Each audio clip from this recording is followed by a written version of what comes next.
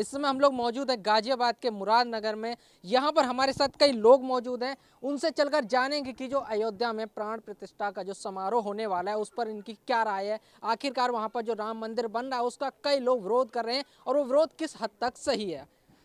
Sir क्या नाम है आपका? दुष्यंत त्यागी। मुरादनगर में कहाँ रहते हैं आप? मैं यहीं पे रहता हूँ, डागर बिहार में। अभी जो प्राण प्रतिष्ठा का जो समय चल रहा है अयोध्या में, वहां पर कई लोग इसका विरोध भी कर रहे हैं, कई लोग इसके पक्ष में भी नजर आ रहे हैं। तो जो लोग विरोध कर रहे हैं उसके पीछे क्या वजह लगती है आपको? ये सोच का फर्क है।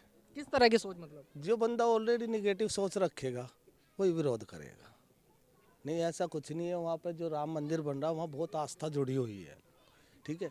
उसमें हमारे दोनों समुदाय के लोग, चाहे मुसलमान है, कुछ लोग हमारे मुसलमान भी हमारे डोनेशन भी दे रहे हैं, ठीक है। लेकिन कई लोगों का ऐसा मानना है कि जो मुस्लिम समाज के लोग हैं वो राम मंदिर के विरोध में का है ना, 140 करोड़ में कई लोगों का है ना, तो कई लोग तो ये होते हैं। ये तो थोड़ा बहुत तो विरोध होता है। जो अच्छा काम भी करोगे आप वो भी विरोध होता है।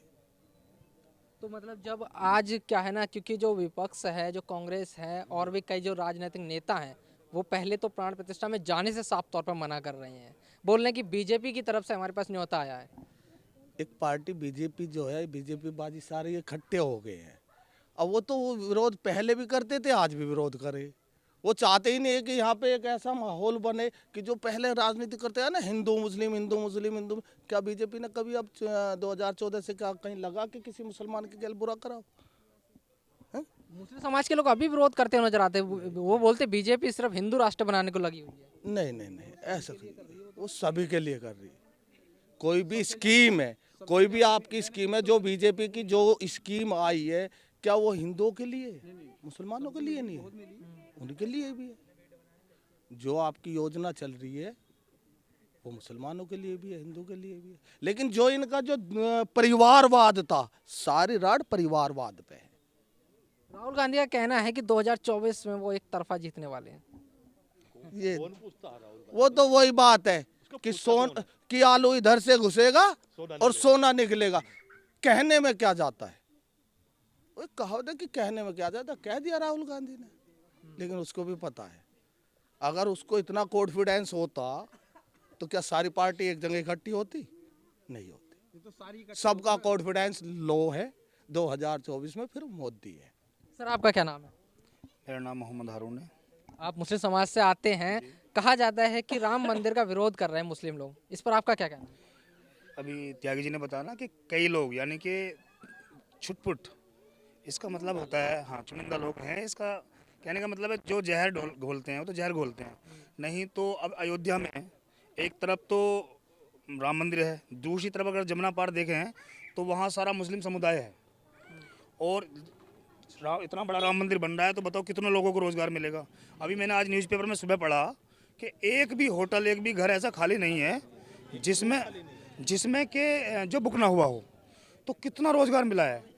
मूर्ति बनाने में मुस्लिम भागीदारी कर रहे हैं, डोनेशन भी दे रहे हैं और हर बढ़ चढ़ कर हिस्सा ले रहे हैं। इससे एक मुस्लिम समाज जो पढ़ा लिखा समाज है उससे बड़ी शांति हुई है। क्या ये जो मुद्दा बार बार उठता था ना, जो तुम्हें पता अपवाद बहुत लोग करते हैं, मुद्दा खत्म हो गया। तो वो चीज़ खत्म हो गई है। अब तो जो ये दिखा रहे हैं कि कुछ नेगेटिव है, केवल नेगेटिव है कोई पार्टी वाले हैं, पॉलिटिक्स पार्टी, बाकी कोई नहीं है। अच्छा, राम मंदिर को ये बोल रहे हैं विपक्ष की ये सिर्फ चुनाव के समय एक मुद्दा लाकर उन्होंने खड़ा कर दिया है, अधूरा मंदिर है, उसमें प्राण प्रतिष्ठा करा रहे हैं।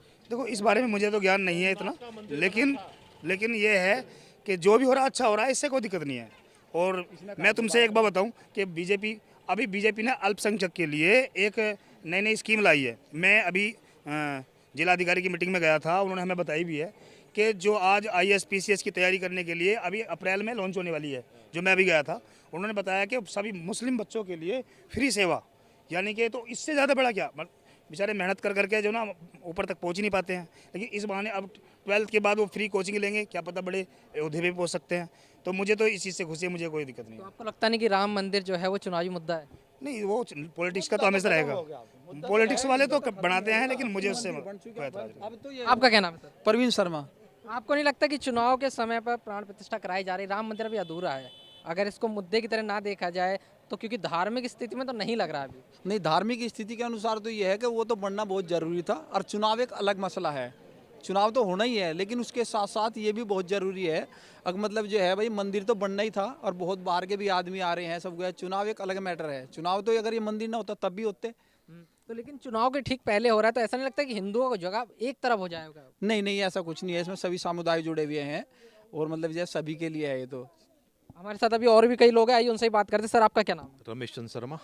आप राम मंदिर को किस चुनावी मुद्दे के तौर पर देखते हैं? चुनावी मुद्दा, जितनी अपोजिशन पार्टी हैं सबने चुनावी मुद्दा बना रखा है।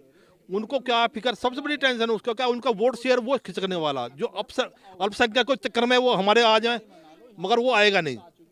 इकबाल अंसारी पटिशन करता थे, उनके पिताजी लड़े, उन्होंने लड़ा, सुप्रीम कोर्ट ने फैसला दे दिया हिंदुओं के पक्ष में। आज वो एग्री हैं। मोदी की यात्रा हुई, मोदी के फूल बरसाए उन्होंने। सारा मुस्लिम अपोजिशन में के साथ नहीं है, ना राम मंदिर के खिलाफ है। टोटल मुस्लिम नहीं है, कुछ चुनिंदा है, बर्क जैसे वो जो उनके सांसद हैं उनके जैसे हैं, कुछ हिंदुओं में भी हैं अपोजिशन वाले। उनका काम है अपनी राजनीति चमकाना, ओवैसी का काम है। हिंदू के साथ में मोमडन भी इतना है जो आज पूरा मंदिर को सपोर्ट कर रहा है, पूरा। वो नहीं चाहते कि हमारे भारत देश में कोई भी टेंशनबाजी हो, मगर ये नेता है, ये अपनी करने से बाज नहीं आएंगे। आपको नहीं लगता राम मंदिर का फायदा बीजेपी को मिलेगा एक तरफा? मिलना चाहिए, उन्हें क्रेडिट मिलना चाहिए इसका। हम खेती करते हैं, किसी लिए करते हैं, हमें कुछ मिला है। जो मेहनत कर रहा है भाई, पहले भी चल रहा था ये, जो मेहनत कर रहा है राम के लिए कितना करा उन्होंने। कांग्रेस ने 20-20 वकील खड़े कर लिए। कपिल सिब्बल बोलते थे 19 तारीख के मतलब इलेक्शन के बाद फैसला आना चाहिए इसका। कांग्रेस ने पुरजोर लगाया, अब इसका फैसला नहीं आना चाहिए। सुप्रीम कोर्ट ने फैसला दे दिया। आज उनके पेट में दर्द हो रहा, तुम्हें कुछ नहीं मिल रहा। अरे जो मेहनत करेगा भाई खाएगा, सीधी सी बात है। तो भारतीय जनता पार्टी ने मेहनत की है। मेहनत की है, सबको दिखाई दे रहा है। भारतीय जनता पार्टी ने पुरजोर मेहनत की है भाई। ये हिंदुओं को साथ लाने का काम ये करा। रात के लाइट में कभी खाना नहीं खाया। रात के समय 2014 से पहले शाम के वक्त कभी लाइट नहीं आई गांव में। और आज 24 घंटे नहीं तो 18 घंटे लाइट आती है। कभी डिबिया में पढ़ना, कभी लैंडलाइन में पढ़ना। ये कांग्रेस कांग्रेस कांग्रेस। अरे यार, ये तो देखो भाजपा ने ऐसी ऐसी जगह रोड बना दिया, ऐसी ऐसी कनेक्टिविटी कर दी, जहाँ पे हमें साला 4 घंटे लगते थे वहाँ 2 घंटे का सफर है। अपोजिशन वाले भड़काते हैं क्या है, बीजेपी हिंदू मुस्लिम मोमडनों को खा जाएगी। आज जितना फायदा मोमडन उठा रहा है बीजेपी की सरकार में, मकान, लैट्रिन, राशन, बच्चों के लिए उज्ज्वला योजना, कितनी स्कीमें हैं जो बीजेपी ने मोमडनों के लिए निकाली सबके लिए। पर ये नहीं है कि नाम देकर मोमडन के लिए जा रहा, सबके लिए, सबका बराबर। अरे तब बीजेपी की पक्षधर नहीं है किसी की विकास करना। नाम बताइए अपना पहले। मेरा नाम दीपक है। मैं बताऊँ आपको एक बात, मुझे नहीं पता कि आप सब लोग हिंदू खड़े हैं, मुसलमान खड़े हैं, कौन खड़े हैं। हम लोग तो हिंदू हैं, ठीक है। आप अपने जीत से ये बता दो कि जो है जितनी भी सेंट्रल गवर्नमेंट या स्टेट गवर्नमेंट की जो है जो सर्विस होती है, जो फैसिलिटी दी जाती है आम पब्लिक के लिए, अगर उसमें 90% की जगह 70% जो है 70% गवर्नमेंट के जो योजना है, सबसे ज़्यादा लाभ जो है मुसलमान नहीं कर रहे हैं। अरे इतनी नफरत है तुम्हें बीजेपी से या इस देश से नफरत है, बहुत लोगों के बयान आते हैं।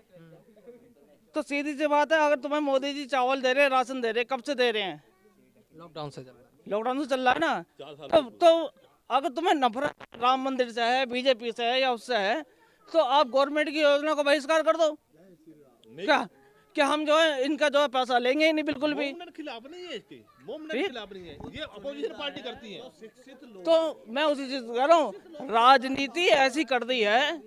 मुरादनगर में हम लोगों के भी जो है, इनके पास भी आते हैं, हमारे पास भी आते हैं। इनकी पॉलिटिक्स क्या होती है? हिंदू मुस्लिम, हिंदू मुस्लिम, अब हिंदू में बांट दिए। लोग आपस में ही मतलब भिड़ रहे हैं, आपस में भिड़ने ना भिड़ा रहे हैं। सरकार भिड़ा रही है। सरकार नहीं भिड़ा रही है। जिनके जो है दिमाग खराब है ना, वो जो है उसी पे करता है। राहुल गांधी घूम रहा है, यात्रा लेकर चल रहा है। अब भैया क्या चीज खा के चला, टी शर्ट में तेरे को ठंड नहीं लग रही? 70 साल राज करने के बाद में फिर दूसरी यात्रा लेके चल रही है, भारत जोड़ो, ये जोड़ो।